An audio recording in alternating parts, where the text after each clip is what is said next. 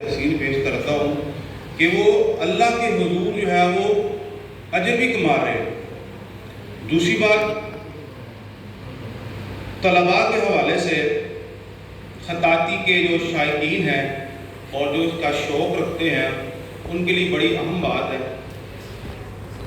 کچھ چیزیں ایسی ہوتی ہیں کہ جو آپ جہد مسلسل سے حاصل کرتے ہیں، کچھ چیزیں ایسی ہوتی ہیں جو گاڈ گفٹڈ ہوتی ہیں۔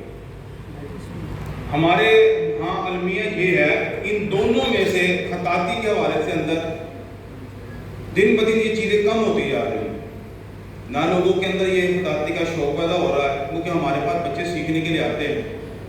میں کافی عرصہ پہلے ایک استاد کے پاس گیا تھا سیکھنے کے لیے، کہ میں نے بولا استاد محترم مجھے خطاطی سکھائیں،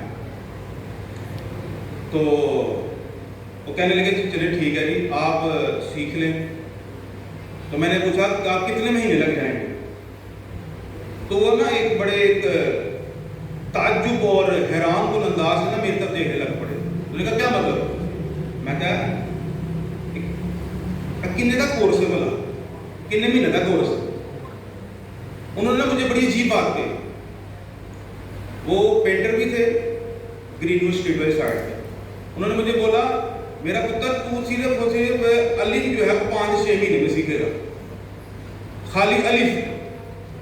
وہ خطاطی کی بات کر رہا ہے، اور بڑے بڑے ہمارے جو اساتذہ ابھی پاکستان میں جو موجود ہیں ان میں جو بڑے معروف ہیں، صفدر علی راجہ صاحب، وہ بھی استادوں کے استاد ہیں، لیکن آج بھی وہ اپنی جو ہے وہ مشق کرتے ہیں اور اپنے استاد کو مشق چیک کرواتے ہیں۔